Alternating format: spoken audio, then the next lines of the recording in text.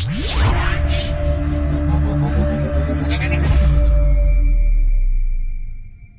kata Rasulullah? La ya'ti 'alan nasi zaman illa alladhi ba'dahu syarrun minhu hatta talqaw rabbakum. Tidak akan datang kepada manusia nanti suatu zaman, melainkan orang-orang yang hidup pada zaman itu kelak akan merasakan hari demi harinya semakin buruk daripada sebelumnya. Hari yang akan datang lebih buruk lagi daripada hari sekarang. Sampai kapan? Hatta talqaw rabbakum, sehingga kamu semua berjumpa dengan Allah Rabb kamu. Kapan itu kejadian kamu semua berjumpa dengan Allah Rabb kamu? Kejadian tanda besar kiamat yang ke-7. Kan umat Islam berjumpa dengan Allah semua kan? Adanya masa yang hanya 7, 8, atau 9 tahun ini hampir nggak dianggap. Tapi hari-hari berat inilah yang sangat berat yang akan dilalui oleh umat Nabi di akhir zaman. Saya akan bacakan hadis nanti di mana saya faham. Ini toh rahasia Nabi mengatakan semoga umatku tidak menjadi lemah karena Allah menambahkan untuk mereka setengah hari lagi. Makin kesini umat Islam makin lemah nggak kelihatan? Makin lemah, nggak ada power. Di mana-mana negara dikuasai oleh orang-orang yang tidak cinta kepada kita, tidak takut kepada Allah. Betul tidak? Di mana-mana umat Islam tidak punya power, tidak punya harga diri, tidak punya wibawa. Itu terjadi di fase keempat. Coba aja baca kembali nih. Tolong dibaca. Ada yang bawa Al-Quran nggak, Bapak, Ibu? Surah An-Nur ayat 55. Allah mengatakan, saat ini terjadi khilafah tegak, agama kembali kuat. Berarti sebelumnya agama sedang goyang-goyangnya. Kan begitu kan? Ketika khilafah kembali tegak, kamu baru merasa tenang. Artinya sebelumnya kamu semua umat Islam ketakutan. Ketakutan. Sekarang ini kayaknya umat Islam nampak mengarah kepada bersatu. Ya, mengarah kepada melebur antara satu dengan yang lain. Tahu enggak Bapak Ibu? Ini akan diobrak-abrik nanti. Persatuan ini akan diobrak-abrik nanti. Sehingga setiap kita, setiap ulama, setiap organisasi Islam yang militan, setiap pejuang-pejuang akan merasakan betapa takutnya menjadi seorang yang beriman di akhir zaman. Seperti yang terjadi di Rohingya, seperti yang terjadi hari ini oleh kaum Sunni di Yaman, seperti yang terjadi oleh kaum Sunni di Iran, kaum Sunni yang ada di Irak, kaum Sunni yang ada hari ini di Kuwait, kaum Sunni yang ada hari ini di Mesir. Mereka benar-benar dihantui ketakutan, apalagi di Syria. Puncak dan pusat ketakutan umat Islam itu adanya di Syria hari ini. Palestina, apalagi naiknya Donald Trump. Ini zaman fitnah, Bapak Ibu. Hari ke hari ke depan itu bukan makin baik. Maaf ya. Sebenarnya saya ingin saja mengiming-imingi Bapak Ibu semua. Mudah-mudahan ya kita berdoa. Selepas ini kita diberi pemimpin yang baik oleh Allah. Tuh kan, amin. Saking banyaknya asa yang selama ini tidak terwujud. Lalu berharap mudah-mudahan ke depan ada pemimpin yang beriman. Amin. Tapi Bapak Ibu, dengan sangat percaya diri saya katakan, sekalipun yang naik nanti orang tersoleh dari kita yang ada di Indonesia, paling cerdas, paling soleh, paling jenius, paling berani, pokoknya paling itu ada pada dia. Lalu dia yang jadi presiden, dia yang jadi menteri-menteri, orang-orang kayak gini jadi menteri-menteri. Apakah ke depan ada kebaikan? Apakah ke depan ada kebaikan? Menurut nubuat hadis Nabi tidak. Ini zaman fase keempat. Di fase keempat ini tidak ada kebaikan yang akan ditemukan ke depan. Maksudnya apa? Kebaikan keadaan. Lebih baik ke depan itu nggak ada cerita. Yang mungkin lebih baik itu siapa? Manusia-manusia berimannya. Sebelumnya imannya hanya ala kadarnya, tapi makin kesininya makin mengental. Imannya makin mengkristal. Itu ada. Akhlaknya makin teruji, ibadahnya semakin hebat. Pokoknya untuk manusia berimannya ada peluang di sini makin kuat. Sehingga Nabi mengatakan orang yang hidup pada zaman itu, kata Rasulullah, seperti menggenggam batu bara yang menyala. Apabila dia lepaskan baranya, dia pun lepas dari Islam. Apabila dia tetap genggam dengan erat, dia bagaikan terbakar. Tapi orang yang beramal pada saat itu, nilai pahalanya sama dengan 50 orang kalian, kata Rasul. Sambil menunjuk ke arah para sahabat. Sahabat-sahabat merasa heran, ya Rasulullah, khamsina rajulan minna am minhum? 50 orang kami nilai pahalanya atau 50 orang kalang-kalangan mereka saat itu? Bal minkum. 50 orang kalian, kata Rasul kepada para sahabat. Menandakan apa? Beramal di fase keempat ini berat, Bapak Ibu. Berat mengamalkan Islam. Ibu tahu kenapa? Bu, Ibu tahu kenapa berat pada fase keempat, Pak? Tahu kenapa? Hah? Karena kalau di sini ngamalkan Islam di fase keempat ini ngelawan arus. Kalau sahabat di zaman Nabi sudah didukung oleh lingkungan. Bahkan negeri dan negara pun sudah dipimpin oleh Rasulullah dengan sistem Islam. Jadi udah satu jalur. Gampang mengamalkan amalan Islam. Lah sekarang coba mengamalkan amalan Islam sementara arusnya berlawanan dengan kita. Ibu pakai jilbab dalam aja ini udah jadi sorotan loh, Bu. Ini jangan-jangan dari keluarga teroris. Yang berjenggot ini Pak, waduh. Makin kita nampakkan ciri khas Islam kita di ini zaman. Aduh, anak-anaknya dimasukkan ke pesantren, ciri khas keluarga teroris. Anaknya masuk ke pesantren. Sudah mulai rajin ke masjid, anti riba. Ini udah dianggap kaum fundamentalis, kaum ekstremis. Ya. Pokoknya semakin kita mencoba mengamalkan Islam ini, di akhir zaman makin berat. Inilah dia fase keempat. Wajar toh kalau Allah memberikan bonus pada kita, nilai pahala yang bisa kita kerjakan di zaman ini dibandingkan pekerjaan yang sama, amalan yang sama yang diamalkan oleh para sahabat di zaman Nabi dulu, nilainya dijadikan Allah 50 kali lipat nilai pahala sahabat. Adil Allah, maha adil Allah. Ya, 50 kali lipat nilai amalan para sahabat. Alhamdulillah. Tinggal sekarang mau enggak? Baik. Fase keempat.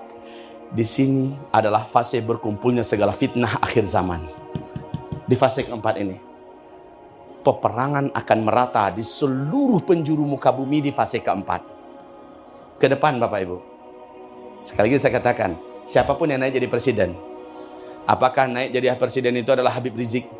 Apakah naik jadi presiden itu adalah Ustadz Bakhtiar Nasir? Atau Kiai Haji Anu, Habib Anu, siapa saja yang naik jadi presiden?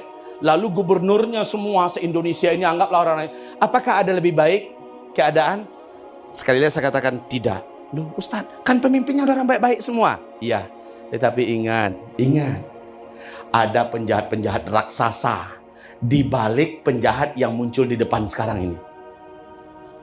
Ketika ini zaman fase keempat, mereka akan obrak-abrik Indonesia ini dengan segala kekejian dan makar kotor mereka.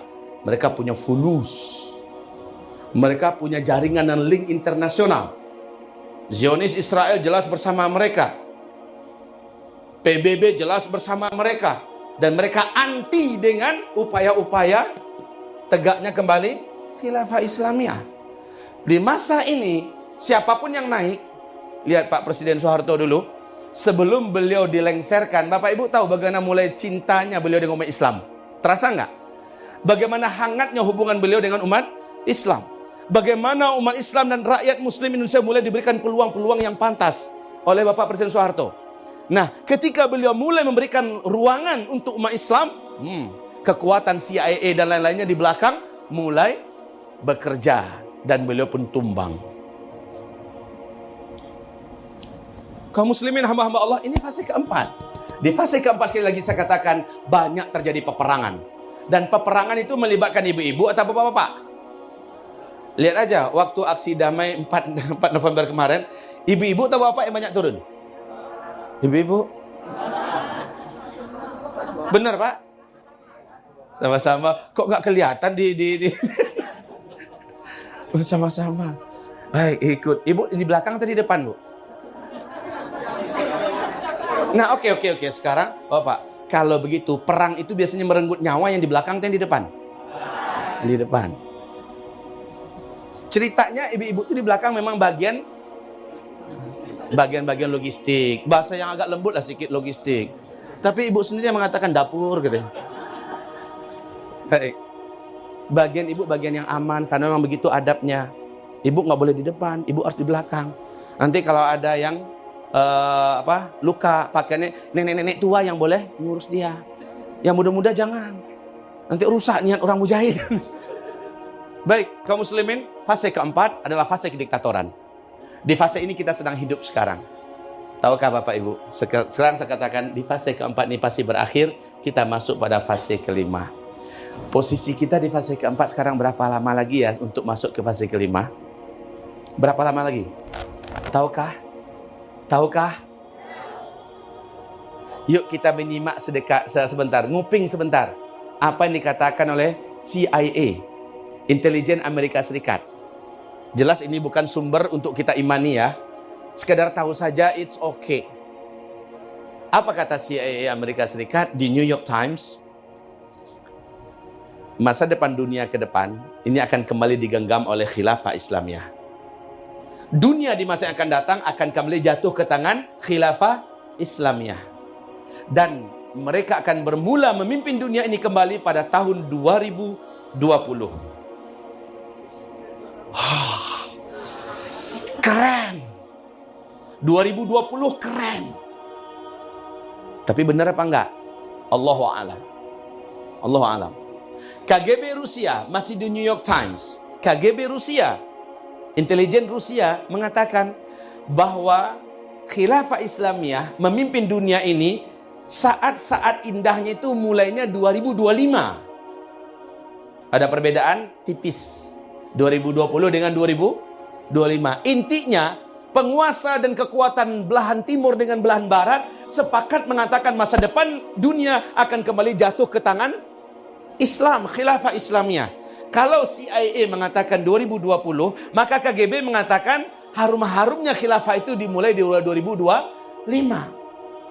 Kalau Recep Tayyip Erdogan mengatakan bahwa tahun 2025 kita akan kembali memimpin dunia. Tapi Bapak Ibu yang kami muliakan, intinya orang Barat sendiri yakin fase kelima ini yang kita sebutkan dalam hadis ini sudah dekat waktunya. Udah dekat waktunya. Tapi kita memang tidak diperintahkan mengimani pernyataan apalagi penyebutan tahun oleh orang Bagi kita mengimani tuh ada ayatnya. Al-Quran surat An-Nur ayat 55. Tuh ada ayatnya. Cukup kita beriman karena ada ayatnya. Juga ini hadis. Fase pertama, fase kedua, ketiga, keempat, kelima. Di fase kelima khilafah Islamiyah kembali memimpin dunia. Kita imani ini karena hadisnya sahih. Oke? Nah, sekarang Bapak Ibu, ini bukti kedua. Kita sudah ada di sini dan menuju kemari pun udah dekat. Ustadz, ini kan lama. Tapi kenapa ini cuma sebentar? Ini yang saya tidak bisa menjawab. Akan tetapi saya hanya berani mengatakan bahwa masa yang keempat ini bila melihat tanda-tandanya memang sangat rapat menuju ke arah masa kelima. Sekarang bukti ketiga. Nabi menyebutkan berapa lama sih waktu yang disediakan oleh Allah? Berapa lama? Sejak Nabi diutus sebagai Nabi dan Rasul, lalu wafatnya seluruh umat Islam serentak di muka bumi ini berapa lama? Sebentar, kita sebutkan dulu riwayatnya. Riwayat hadis yang menceritakan tentang umur umat Islam dhaif seluruhnya. Ya, dhaif. Apa arti dhaif, Bu? Lemah. Kalau hadis dhaif, bagaimana cara kita menyikapi hadis dhaif? Sebentar.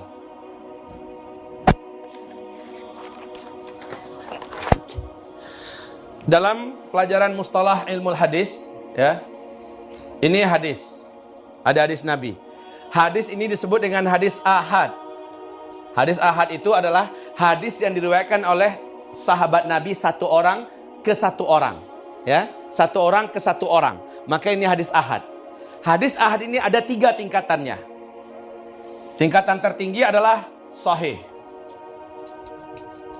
Ya. Tingkatan pertengahan adalah hasan. Hasan. Dan tingkatan terbawah adalah dhaif. Baik. Hadis dhaif ini, walaupun dia dhaif, dia masih masuk dalam hitungan hadis. Artinya masih perkataan Nabi. Agar dapat didudukkan masalah ini ya. Walaupun hadis dhaif, jangan telantarkan dia. Jangan dibuang, enggak sopan. Kenapa? Masih perkataan Rasulullah enggak? Masih. Yang wajib dibuang itu adalah hadis maudhu'. Nah ini. Hadis maudhu'. Apa ini hadis maudhu' artinya? Palsu atau hadis matruk. Hadis yang memang disuruh oleh para ulama-ulama hadis wajib ditinggalkan. Atau hadis syadz. Atau hadis mungkar. Ya. Jenis-jenis hadis yang memang wajib kita untuk meninggalkannya. Tapi kalaupun dhaif, dia masih masuk dalam hitungan hadis ahad. Level hadis tertinggi adalah hadis mutawatir. Di bawah mutawatir adalah ahad. Ahad ada 3 tingkatan. Oke. Sekarang kita kembali.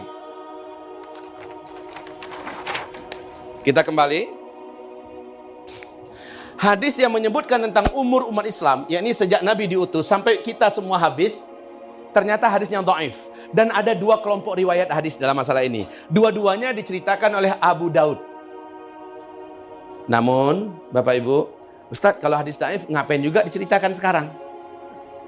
Ya kan gitu? Baik. Adab menceritakan hadis dhaif itu ada beberapa hal. 1, wajib menyebutkan status hadisnya. Kalau meriwayatkannya wajib ceritakan status hadisnya. 2, hadis dhaif tidak boleh dibina di atasnya akidah dan keyakinan. Oke, ini yang kedua. Hadis dhaif, adab yang ketiga, tidak bisa dan tidak boleh dijadikan sebagai hujjah dan dalil. Baik Bapak Ibu, dapat dipahami? Yang keempat, hadis dhaif apabila bertentangan dengan hadis yang lebih kuat di atasnya, seperti hadis hasan apalagi sahih, wajib langsung ditolak mentah-mentah hadis dhaif. Yang kelima, hadis dhaif yang kelima, dia cukup dijadikan sebagai targhib dan tarhib, untuk motivasi amal dan menakut-nakuti jangan sampai melakukan sesuatu yang dilarang. Begitu juga fadailul a'mal, tentang keutamaan-keutamaan amal. Azan. Alhamdulillah. Baik Bapak Ibu, kita dengarkan azan sebentar. Habis itu kita sholat. Tapi saya sudah jamak. Nanti sholatnya gimana silakan panitia yang mengaturnya. Kita baru sampai di mana sekarang pembahasan? Tentang umur umat Islam. Umur umat Islam berkaitan dengan hadis tentang umur umat Islam. Baik. Ada berapa tadi? Baru 5 ya. Nanti saya akan lanjutkan dengan izin Allah Subhanahu wa taala. Wabillahi taufiq wal hidayah. Subhanakallahumma wa bihamdika asyhadu an la ilaha illa anta astaghfiruka wa atubu ilaik. Assalamualaikum warahmatullahi wabarakatuh. Bismillahirrahmanirrahim. Allahumma salli wa sallim ala hadzal nabiyil karim Muhammad sallallahu alaihi wasallam wa ala alihi wa sahbihi wa man tabi'ahu bi ihsan ila yaumiddin, amma ba'du. Ma'asyiral muslimin, Bapak Ibu sekalian yang kami muliakan, alhamdulillah kita lanjutkan seminar kita pada sesi kedua ini dari asar ke maghrib insyaallah ta'ala. Ada perbedaan tipis tentunya antara kita dengan para sahabat Nabi. Kalau ingin disederhanakan beda tipis, tapi kalau ingin diseriuskan beda berat. Gimana? Kalau sahabat mulainya dari selepas subuh, berakhir di maghrib. Kalau kita mulainya dari jam 2, direncanakan berakhir jam 9. Ini yang pertama. Yang kedua, sahabat tidak ada jeda kecuali hanya sholat. Kalau kita, sholatnya plus dengan makan dan minum snack. Ya, alhamdulillah. Yang ketiga, sahabat seluruhnya lesehan. Lesehan di lantai, rapat, laki-laki di depan, ibu-ibu di belakang. Kalau ini kita pakai kursi, dan tentu saja ini akan mengambil space yang cukup banyak. Padahal saya ingat di luar sana banyak sekali yang merasa iba dan sedih hati karena tidak dapat mengikuti acara ini. Udah penuh Pak Ustadz, saya mau ikut. Saya katakan saya bukan panitia, saya tidak punya wewenang apa-apa untuk mengiyakan atau menidakkan. Ya semoga saja ada event yang lain yang akan melibatkan yang belum pernah ikut sekarang ini, atau bagi yang ingin memantapkan lagi pada kesempatan yang berbeda insyaallah. Baik Bapak Ibu sekalian yang kami muliakan, tadi kami menyebutkan 5 adab berkaitan tentang hadis dhaif ya. Adab yang kelima, boleh menceritakan hadis dhaif kalau dalam rangka motivasi amal, ya, atau menyebutkan tentang masalah tarhib, ancaman-ancaman dari sesuatu yang kurang disukai dalam Islam. Yang keenam, hadis dhaif tetap lebih diutamakan daripada perkataan ulama. Kenapa? Yang satu hadis perkataan Nabi, yang satu perkataan ulama. Adabnya tentulah perkataan Nabi lebih diprioritaskan, lebih dijunjung tinggi, lebih didengarkan daripada perkataan selain beliau, ya kan? Jadi, kalau ada ulama berkata begini dan Rasul berkata begini, walaupun hadisnya dhaif, wajib tetap prioritaskan apa yang dikatakan oleh Rasulullah Sallallahu Alaihi Wasallam. Ini adab-adab berkaitan dengan, ya, mohon duduknya maju, isi yang kosong. Lagi sholat, ya, saya hanya tukang bacain. Baik, Bapak Ibu yang kami muliakan. Jadi, kita kembali. Tentang hadis ini, berkaitan tentang umur umat Islam, tidak ada satupun hadisnya yang sahih. Tapi perlu diingat, walau bagaimanapun juga, ini tetaplah perkataan Rasulullah. Yang ketujuh, perkataan Rasulullah Sallallahu Alaihi Wasallam, kalau hadisnya dhaif, jadikanlah sebagai ilmu pengetahuan. Jadikanlah sebagai ilmu pengetahuan, walaupun bukan dibina di atasnya keyakinan. Selesai. Jadi ada 7 poin adab berkaitan dengan hadis dhaif. Mari kita lanjutkan.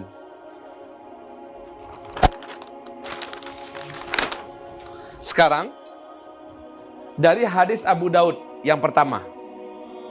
Dan Nabi mengatakan dalam hadis Abu Daud yang pertama ini, umur umatku adalah umur umat Yahudi dikurangi dengan umur umat Nasrani. Ini yang pertama. Umur umatku adalah umur umat Yahudi dikurangi dengan umur umat Nasrani. Mari kita lihat sebentar seberapa lama sih umur umat Yahudi. Umur umat Yahudi adalah 2000 tahun dalam sejarah. Sejak Nabi Musa sampai kepada Nabi Isa diutus, 2000 tahunan. Dikurangi dengan umur umat Nasrani. Nah, umur umat Nasrani ini dari mana startnya? Dari Nabi Isa diutus sampai kepada, jadi ini dari Nabi Musa ya. Ini dari Musa. Nabi Musa sampai ke Isa alaihissalam. Nah, ini 2000 tahun lamanya. Kemudian dari Isa sampai ke Nabi Muhammad 600 tahun. Ini dari Isa alaihissalam sampai kepada Nabi Muhammad sallallahu alaihi wasallam. Ada 600 tahun. Dikurangi, maka itulah umur umat Islam, 1400 tahun. Umur umat Islam adalah 1400 tahun. Ini yang pertama, hadis yang pertama. Artinya di sini kita tulis 1400. Baik. Hadis yang kedua masih diriwayatkan oleh Abu Daud. Tapi hadis ini karena jalur periwayatannya banyak, disebut dengan turuqul hadis ya, turuqul hadis. Karena jalur periwayatan hadisnya banyak, naik status hadisnya dari dhaif kepada hasan li ghairi. Yang ngerti pernah belajar ilmu mustalah hadis pasti tahu nih. Karena jalur periwayatan hadis ini banyak, bukan dari satu jalur saja, statusnya naik kepada hasan. Hasannya disebut dengan hasan li ghairi. Dia menjadi hasan karena faktor-faktor lain. Naik. Apa kata Rasulullah dalam masalah ini? Tentang masalah umur umat Islam. Catat ini baik-baik Bapak Ibu. Apa kata Rasulullah? Umur umatku di sisi Allah, umur umatku di sisi Allah hanya 1 hari saja. Nabi terdiam sesaat, kemudian dia melanjutkan. Lalu Allah menambahkan untuk umatku 1/2 hari lagi. Semoga umatku tidak menjadi lemah karena Allah menambahkan untuk mereka 1/2 hari lagi. Maknanya penambahan 1/2 hari ini sebenarnya udah lelah umat Islam. Betul tidak pada kenyataannya sekarang? Umat Islam makin kesini makin bertambah lelah nggak keadaannya? Iya. Walaupun Nabi berharap semoga umatku tidak menjadi lemah karena Allah menambahkan untuk mereka 1/2 hari lagi. Oke, sekarang bagaimana cara kita membicarakan sehari tambah setengah? Sehari di sisi Allah kita menghitungnya di dunia berapa tahun? Yes, 1000 tahun. Dalilnya ada nggak? Surat As-Sajdah ayat 5.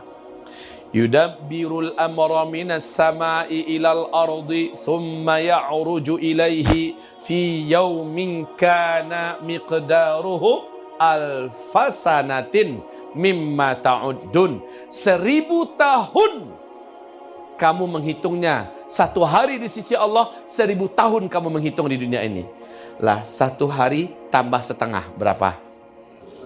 1500 tahun. Lah, jadi di sini 1500 tahun hitungan Hijriah. 1500 tahun. Hadis yang pertama mengatakan umur umat Nabi cuma 1400. Hadis yang kedua mengatakan 1500. Sekarang gimana cara mendudukkan dua hadis yang kelihatannya nggak sama ini? Disinilah para ulama-ulama kita mencoba berijtihad. Ulama-ulama ahlus sunnah ya, yang memang pakar di bidang hadis, ahli di bidang sejarah, sekelas Syekh Ibnu Hajar al-Asqalani, sekelas Imam As-Suyuti, sekelas Syekh Ibnu Rajab al-Hambali. Mereka mencoba berijtihad. Tadi berapa tadi? 1400, di hadis yang lain 1500. Oke, gimana nih? Ada 2 hadis. Maka dengan hitung-hitungan tertentu sesuai dengan keahlian dan latar belakang keilmuan masing-masing ulama ini, ada yang berani mengatakan pokoknya umur umat Nabi Muhammad ini adalah antara ini. Dari 1400 ke 1500, tidak lewat. Maka ada yang mengatakan pas 1476 hitungan Hijriah umat Islam habis. Ada yang mengatakan 1477 Hijriah umat Islam habis. Ada yang mengatakan 1482 umat Islam habis. Masalahnya, siapapun yang melafazkan ini kalimat, tidak ada satupun ayat, apalagi hadis ya, tidak ada satupun hadis, ayat dan ulama lain yang menyampaikan ini kecuali mereka. Oleh karena itu Bapak Ibu, ini ijtihad. Selama ini hanya ijtihad, sekedar dengar saja sih oke-oke saja, atau sekedar tahu sih oke-oke saja. Tapi untuk meyakininya ya nggak boleh. Ya. Nah, sekarang kita kembali. Lihat. Seandainya Syekh Ibnu Rajab al-Hambali, dan saya lebih tenang dengan perkataan Syekh Ibnu Rajab. Kata Syekh Ibnu Rajab, umur umat Nabi ini pokoknya lebih dari 1400 tahun, tapi tidak akan lewat dari 1500 tahun. Maka umat Islam akan habis serentak di muka bumi ini. Habis serentak di muka bumi ini. Mari siap-siap merinding. Lihat kembali. Seandainya apa yang dikatakan oleh para ulama 1476 ini habis, maka berarti yang tersisa sekarang berapa Pak? Sekarang 14 berapa? 1438 ya. 1438. Hitungan Hijriah. Ya. Hitungan Hijriah itu kan mulai dihitungnya dalam penanggalan Hijriah Islam itu adalah sejak Nabi hijrah. Iya, berarti dari sini mulai menghitung. Ada 13 tahun Nabi di Mekah yang tidak masuk dalam hitungan Hijriah. Sementara menghitung umur umat Islam itu sejak Nabi diutus sebagai Nabi dan Rasul. Maknanya ada 13 tahun di sini yang harus ditambahkan kemari. Ya kan? Tambah 13. Hasilnya berapa? 1451.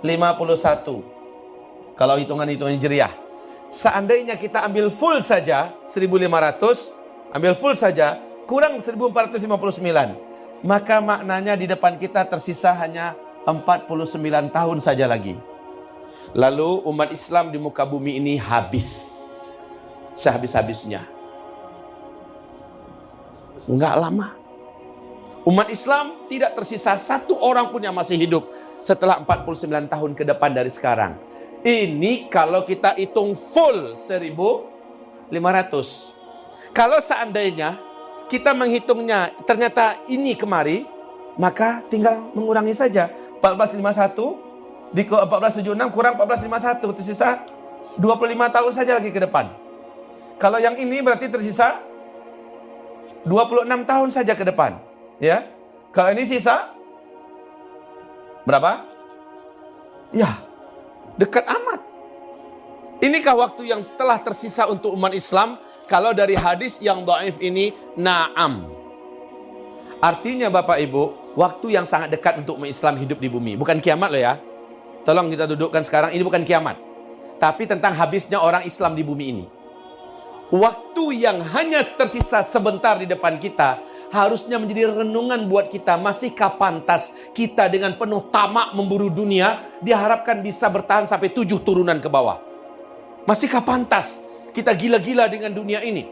Kita tahan-tahan dunia sehingga kita tidak mau berinfak di jalan Allah. Kita tidak mau bantu perjuangan agama Allah. Kita tidak mau jayakan agama Allah yang saat ini sedang membutuhkan sekuat-kuatnya pengorbanan.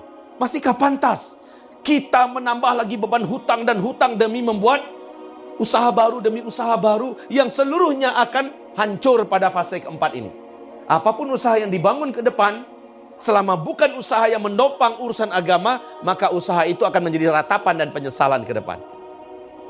Nah, Bapak Ibu yang kami muliakan, ini fase keempat, di mana waktu kita sudah sangat sedikit. Baik, bukti bahwa kita di akhir zaman. Yang ketiga sudah selesai. Yang keempat, bukti bahwa kita sekarang sudah di akhir zaman. Mari, jadi spidol merah ada punya? Belum jadi? Oh, ya. Saya tahu pihak Alfamart tidak akan mengantarkan spidol merah kemari. Karena mereka nggak dengar. Kalau mereka dengar, pasti mereka berinisiatif, kami infak satu, Ustaz. Baik, hamba-hamba Allah yang kami muliakan, masalahnya yang akan saya oret berikutnya sebaiknya jelas dengan warna merah, itu lebih baik. Ada apa? Nabi kita bersabda sallallahu alaihi wasallam, tidak akan terjadi kiamat sampai muncul terlebih dahulu 10 tanda besar kiamat. 10 tanda besar kiamat. Dan 10 tanda besar kiamat ini harazatun manzumatun fi silk, seperti 10 butir-butiran marjan, yang satu butir dengan butir yang lain. Di tengah butiran marjan itu ada ruangan kosong yang dapat dimasukkan tali. Lalu antar satu butir dengan butir yang lain terhubung oleh tali tersebut. Di bagian bawahnya dikasih simpul, sehingga butir-butir itu tertahan oleh simpul ini. Mirip dengan butir-butiran tasbih. Ya, ada berapa? 10 butiran. Iyuqta'u silkun, ketika simpul tadi dipotong, diputus, apa yang terjadi, Bu? Meluncur enggak butiran pertama? Bagaimana nasib butiran kedua? Menyusul pakai waktu lama atau cepat? Nggak pakai lama. Shup, keluar yang pertama, langsung yang kedua. Shup, shup, shup, shup, shup, shup, shup, shup, menyusul semuanya. Jadi nggak pakai lama. Kalau yang pertama sudah keluar, yang kedua menyusul, yang ketiga, keempat, kelima. Bukan 1000 tahun, bukan 100 tahun, bukan 10 tahun. Jaraknya sangat rapat dan dekat. 10 tanda besar kiamat ini, Bapak Ibu yang kami muliakan, 1, 2, 3, 4-nya ini terjadi pada fase kita. Ya, 4 yang pertama terjadi pada fase kita. Lihat ini. Wah, ini kalau spidol merah bagus sekali ini. 1. Fase yang tanda besar kiamat yang pertama. Tanda besar kiamat yang kedua langsung menyusul setelah itu. 2. Tanda besar kiamat yang ketiga, awas, dari ini kemari, dari tanda besar kiamat pertama ke kedua, paling lama hanya 3 tahun jaraknya, Pak. Terjadi tanda besar kiamat yang kedua. Dari tanda besar kiamat yang kedua ke ketiga, jaraknya hanya 1 tahun, 2 bulan, 2 minggu. Ya. Dari tanda besar kiamat yang ketiga ke keempat, tanda besar kiamat yang keempat, ini sekaligus menjadi penutup fase yang keempat, ya. Apa itu yang keempat? Yang keempat adalah keluarnya bangsa yang paling ganas, yang ditahan oleh Zulkarnain di dalam tembok yang kokoh. Allah ceritakan kisah ini di dalam surat Al-Kahfi. Bangsa ini adalah Ya'juj dan Ma'juj. Ini dia. Ya'juj dan Ma'juj. Gog and Magog.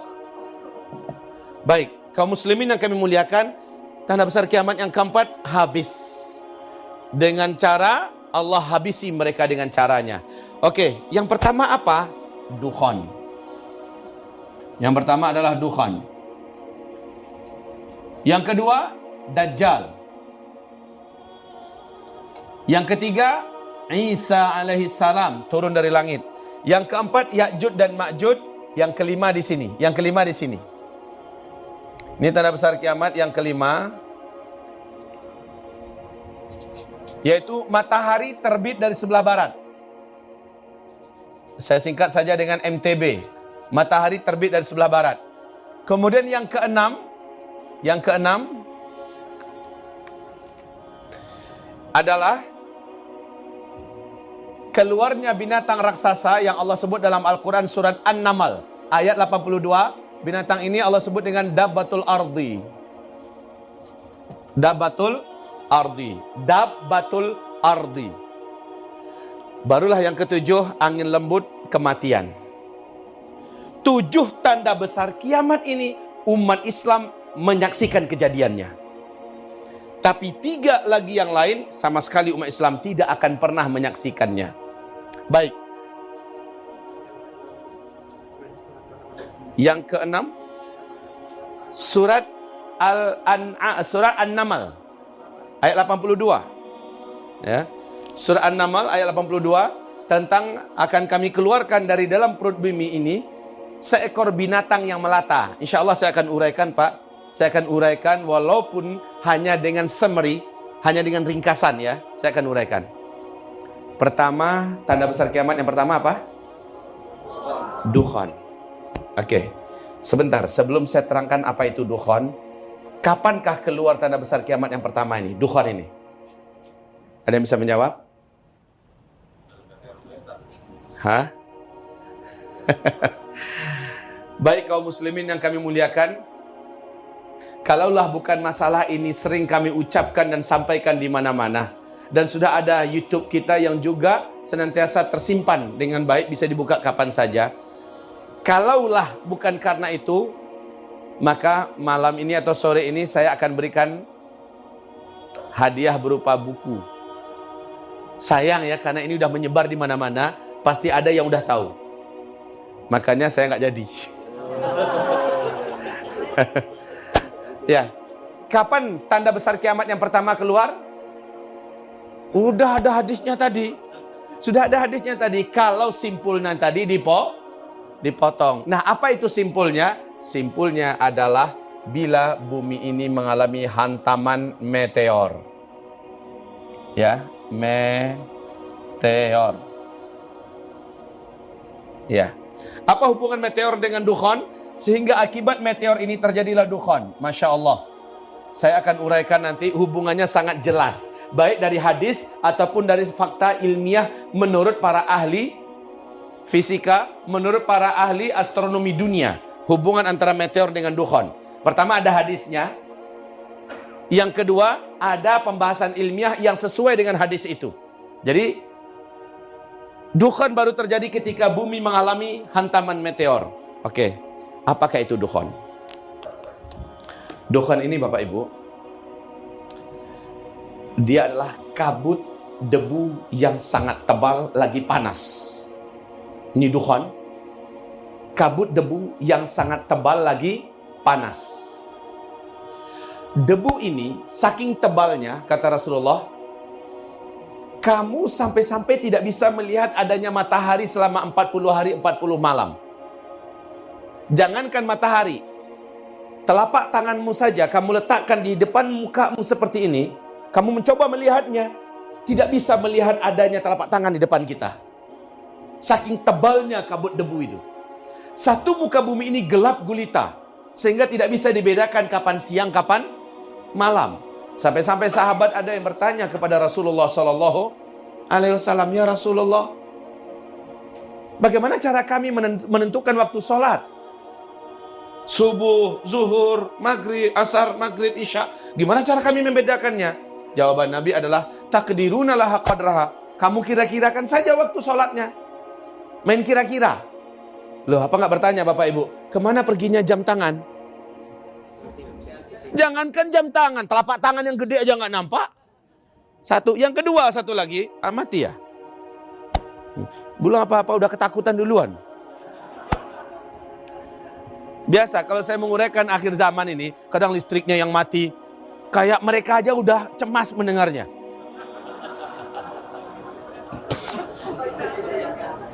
Iya. Gimana? Alhamdulillah, terima kasih Bapak sudah mencoba berijtihad untuk menjawab. Ya. Mungkin nggak ada lampu semacamnya, itu sudah pasti Pak. Karena ternyata sejak meteor ini jatuh, coba lihat kalau ada warna-warni spidol kita kan asik kan, nggak monoton begini. Sebenarnya panitia nggak nyambung dari tadi ya. Yes. Bukan apa-apa, panitia merasa rugi meninggalkan ruangan. Setiap kalimat demi kalimat adalah nilai ilmu dan informasi. Jadi saya nggak menyalahkan panitia. Dari sejak meteor Pak, perhatikan ini, sejak meteor sampai tembus kemari, sampai kemari, sampai kita serentak wafat di muka bumi ini, semua teknologi yang hari ini kita nikmati sudah nggak ada. Siap-siap hidup ke zaman di mana tidak ada lagi teknologi satupun yang melayani kita. Padahal bangkainya masih ada. Bangkainya masih ada. Bola lampunya masih ada. Kabel-kabelnya masih ada. Handphonenya masih ada. Televisi, laptop, infokusnya masih ada. Mobil, pesawatnya, bangkainya semua masih ada. Cuma tidak bisa lagi dipakai. Why? Kenapa? Because karena ada pengaruh daripada makhluk yang datang dari langit ini. Meteor. Dan ini dijelaskan oleh Rasulullah SAW tentang apa yang terjadi pasca meteor. Taib. Sekali lagi kembali kepada dukhan. Apa tadi dukhan? Kabut debu yang teramat sangat tebal. Awas, dia bukan hanya tebal, tapi panas. Kabut debu ini bersatu dengan asap yang beracun dan juga sangat panas. Asap ini sumbernya dari mana? Bapak Ibu, ketika meteor menembus lapisan atmosfer bumi kita, dia terbakar nggak? Lalu menimbulkan asap yang sangat tebal tidak? Nah, asap ini Bapak Ibu, ketika hujan meteor, bukan hanya satu meteor, dalam jumlah yang banyak, maka asap tersebut bersatu dengan dukhan. Akibatnya, dukhan saja sudah panas dan tebal. Itu saja sudah cukup menyiksa manusia hidup yang ada di bumi. Makhluk hidup yang ada di bumi. Tambah lagi dengan asap yang datang dari meteor. Masya Allah. Maka makin nyesek. Makin susah kita mendapatkan atmosfer yang segar buat dihirup. Bayangkan, mata buka, sementara ada kabut-kabut debu dengan partikel-partikel sangat halus lagi tebal, akan menjadikan mata ini sangat perih. Pantes Nabi mengatakan, seluruh orang kafir yang ada di bumi ini, yang tidak sempat menyelamatkan diri, dia akan sangat tersiksa.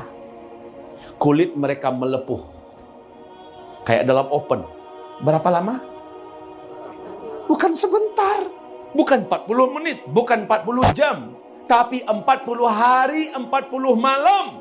Demikian Rasulullah membatasi waktu. Sementara NASA Amerika, para astronomi di Amerika mengatakan bukan 40 hari, tapi 1 tahun. Coba yang benar mana nih nanti? Hah? Ini bapak ini nggak logis orangnya. NASA Amerika Serikat mengatakan, pakar astronomi mengatakan 1 tahun. Rasulullah mengatakan 40 hari. Beliau mengatakan Rasul katanya. Bapak ini gimana sih? Gimana yang benar? 1 tahun apa 40 hari? Jangan gitulah. Ya ilmiahlah sedikit. Coba. Berapa lama? Sudah saya katakan 1 tahun kata Amerika, gimana sih? Hah? Lah mereka ahli ilmiah, mereka punya teknologi, mereka punya hitung-hitungan. Rasulullah dari mana dia tahu? Bagus, alhamdulillah, saya sudah puas dah. Menunjukkan adanya loyalitas kita. Walaupun nggak masuk akal, tapi karena Rasulullah mengatakan khalas sami'na kentut maksudnya. Ya. Rasul menyuruh kembali wudhu, ya kan? Semuanya. Padahal kalau secara akal kenapa nggak tepat keluar angin itu aja yang dibersihin selesai?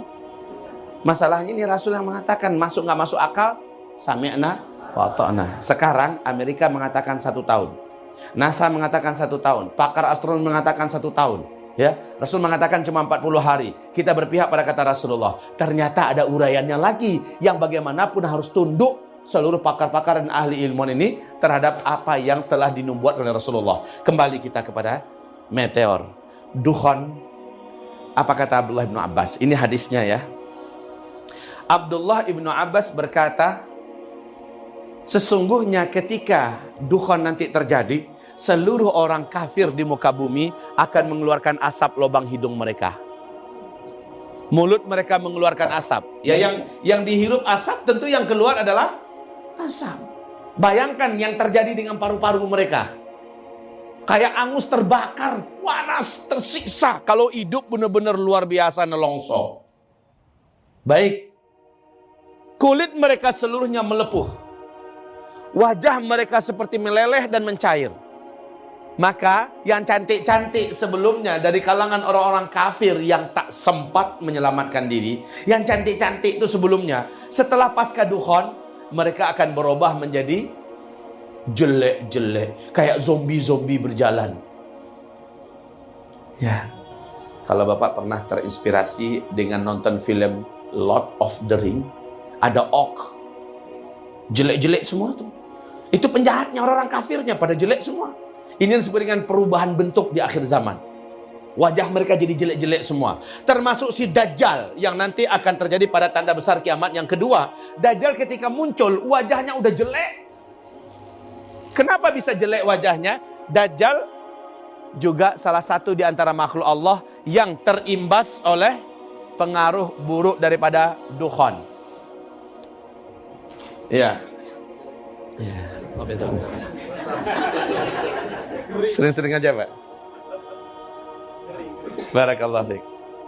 Baik, ya Rabb, kuatkanlah benda ini, ya Rabb. Bagaimanapun dia makhluk Allah, percayalah. Dia memang tidak menyampaikan kepada kita bahwa dia bisa memikir, bahwa dia bisa, tetapi benda padat di sekitar kita makhluk Allah yang hidup. Mereka punya cara tasbihnya sendiri. Nanti kita akan sebutkan fakta ketika Nabi Isa turun, menjelang Ya'juj Ma'juj dihabisi, ternyata benda-benda di alam ini bisa bicara nanti. Alhamdulillah.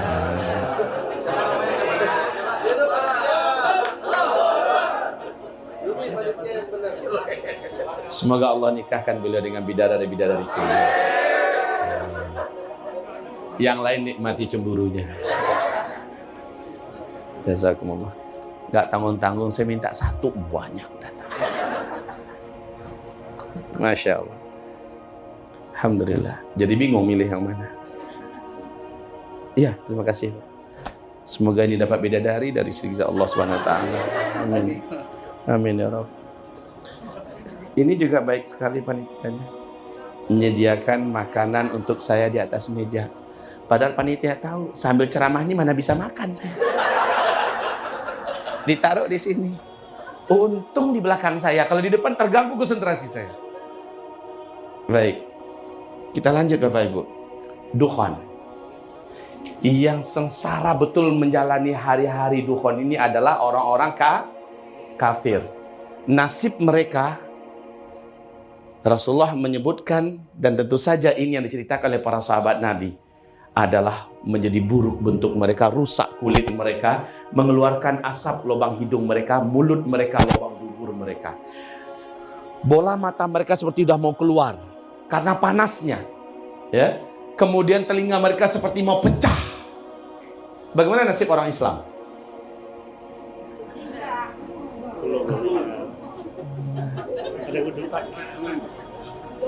Kita aminkan apa enggak ya? Nasib orang Islam, kata Rasulullah, khusus orang yang beriman, yang amal solehnya sebelum dukhon ini terjadi ternyata banyak, amal solehnya banyak, sementara imannya udah benar, imannya udah lurus, amal solehnya banyak, maka Allah jadikan mereka kebal dari dukhon. Benar, mereka nanti hanya seperti terserang flu dan demam saja, sementara utuh badan mereka, fisik mereka tidak ada yang rusak, hanya terserang flu dan demam saja. Tapi orang kafir yang tidak sempat menyelamatkan diri, dan orang Islam yang imannya lemah, kemudian amalnya minim, dosanya banyak, sebelum dukhon ini terjadi, sama tersiksanya dengan orang-orang kafir. Ya Allah, ya Rabb. Inilah yang Allah maksudkan dalam Al-Quran surat Al-An'am, ayat yang ke 158.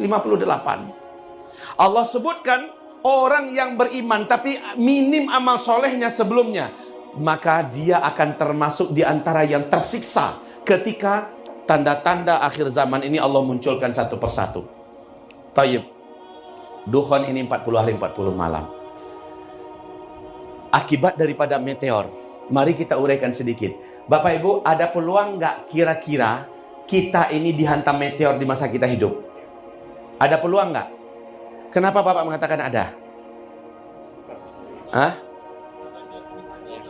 Dari siapa? Bagus. Dibaca di? Iya, bacanya di mana? Di website NASA punya. Barakallahu fiik. Benar.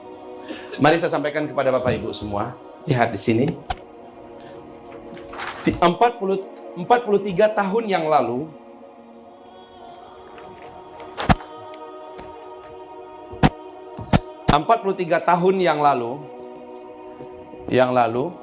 NASA Amerika Serikat telah memberi peringatan kepada manusia yang ada di bumi ini bahwa pada tahun 2013 nanti, bumi kita akan memasuki arus sungai meteor. Ini adalah arus sungai meteor di ruang angkasa. Di sini ada meteor yang melaju. Di jalur ini, meteor yang sangat banyak jumlahnya, dengan besar dan kecil yang berbeda-beda. Melaju, jumlahnya tidak terkira. Dan tepat 2013, bumi kita sampai di sini. 2013 melintas. Ya, melintasi arus sungai meteor ini baru keluar nanti akhir 2016. Peluang bumi dalam lintasan ini ada peluangnya mengalami hantaman 1.300 meteor. Peluangnya mengalami hantaman. Ini menurut NASA ya. Dengan pertimbangan yang 43 tahun yang lalu ini, akhirnya Amerika dan negara-negara besar dunia yang memiliki kemampuan finansial dan teknologi yang mendukung, mereka membuat cara-cara penyelamatan yang permanen. Apa yang mereka lakukan? Amerika akhir 2012, ini kan 2013 katanya kan, akhir 2012 telah menyelesaikan pembangunan bunker raksasa yang ke-6. Satu bunker itu tidak terkira jumlah uang dan harta yang harus dihabiskan untuk membangunnya. Bunker ini seperti ini daratan, Nah, ini adalah tanah daratan ya. Jarak 30 meter baru mereka baru mulai 30 meter, terus jauh ke dalam sampai 300 meter. Luas bunker ini dapat menampung 500.000 manusia. Ada berapa tingkat di sini? Dapat menampung 500.000 manusia. Satu bunker ini telah dipersiapkan fasilitas hidup untuk 500.000 manusia dapat bertahan selama 1 tahun. Coba bayangkan, obat-obatan, makanan, minuman yang dapat bertahan selama 1 tahun. Subhanallah, saya kaget betul ketika saya baca hadis Nabi di sini. Tolong nanti dibuka bagi yang sudah punya kitab ini, Ensiklopedia Akhir Zaman oleh Syekh Dr. Muhammad Ahmad Al-Mubayyad. Rasulullah SAW menyebutkan, dan Amerika yang mengamalkan, Rusia yang mengamalkan, Cina yang mengamalkan, Inggris, Jerman, Belanda, Australia, bahkan Singapura yang mengamalkan. Apa kata Rasulullah SAW? Mari dengarkan. Rasul mengatakan, menjelang dukhon terjadi, di atas langit kamu akan berputar bintang berekor selama 3, paling lama 7 hari. Setiap hari kamu yang ada di bumi, seluruh penduduk bumi bisa menyaksikannya. Jika itu sudah kamu saksikan di langit kamu, kata Rasulullah, persiapkanlah makanan untuk dirimu dan keluargamu yang dapat bertahan selama 1 tahun. Lihat, Amerika buat makanan minuman yang mereka standby-kan untuk 1 bunker ini, sebanyak 500.000 manusia dapat bertahan selama 1 tahun. Mereka yang siapkan. Kenapa mereka terinspirasi buat bunker? Hadis Nabi juga. Dan hadis ini bisa dibaca nanti dalam kitab Zikir Akhir Zaman. Sekalipun hadis tersebut terhitung dhaif, sekali lagi, tolong dimuliakan perkataan Rasulullah. Walaupun dhaif tetap perkataan Rasulullah. Dhaifnya kan hanya gara-gara sanad kan? Umpamanya, maaf nih, Bukhari datang melihat ada orang yang meriwayatkan sebuah hadis. Ternyata orang tersebut ketahuan makan di lapau, makan di warung. Menurut para ulama ahli hadis, secara adab dia kena. Maka makan di warung itu ternyata di segi adab para perawi hadis termasuk agak kurang beradab. Atau dia ternyata ketemu kencing di jalan, nembak tembok. Maka ketika dilihat oleh perawi hadis, oh, ini orangnya meriwayatkan hadis darinya, tapi dia kencingnya di tembok, jatuh nilai hadisnya. Hadis yang disampaikannya tetap hadis Nabi enggak? Hanya karena cacat orangnya ini. Seperti Imam Bukhari melihat ada seseorang yang sudah lama dia memburu orang tersebut. Dia memiliki hadis yang langka. Ketika sampai dengan perjalanan jauh menghabiskan uang yang tidak kira-kira, ketemulah dia dengan orang yang dicarinya. Ternyata orang itu sedang mengejar-ngejar ontaknya. Imam Bukhari, Pak, Bapak kayak namanya si Anu? Iya. Kamu ada perlu dengan saya? Betul, saya ada perlu dengan Bapak. Sebentar ya, saya tangkap dulu ontak saya. Sebentar ya. Maka Imam Bukhari melihat terus apa yang dilihat oleh si Bapak ini. Ontak dikejar makin jauh. Makin dikejar makin lari. Akhirnya Bapak ini kesel. Dia pergi ke kandang, dia ambil sarung tempat makanan ontak. Lalu karung ini dilambai-lambaikan kepada onta itu. Onta itu lama-lama mendekat, ditangkap. Kemudian dibawa masuk ke dalam kandang. Kata Imam Bukhari, Pak, itu karung makanan onta. Iya. Kenapa Bapak melambaikan? Supaya dia datang, supaya dia berpikir bahwa saya akan memberinya makan. Padahal Bapak nggak memberi makan. Enggak, ini hanya strategi supaya dia mau datang. Maka kata Imam Bukhari, kalau begitu terima kasih Pak. Ditinggalkan Imam Bukhari itu orang. Ditinggalkannya kenapa? Ditanya oleh orang kampung, loh, Bapak kan jauh-jauh datang mau mendapatkan hadis dari beliau, mau nulis hadis dari beliau. Kenapa sekarang sudah datang, udah jauh-jauh dapat, kemudian ditinggal balik? Apa katanya? Saya tidak akan menerima hadis dari orang yang menipu binatang. Coba Pak. Padahal hadis yang akan disampaikannya dari Rasulullah, tapi orang ini bohongnya pada binatang. Begitulah hati-hatinya para ulama pengumpul hadis. Jadi sekali lagi, walaupun hadisnya dhaif, kita harus tetap muliakan bahwa itu adalah hadis perkataan Rasul Sallallahu Alaihi Wasallam. Nah, dalam hal ini apa kata Rasulullah SAW?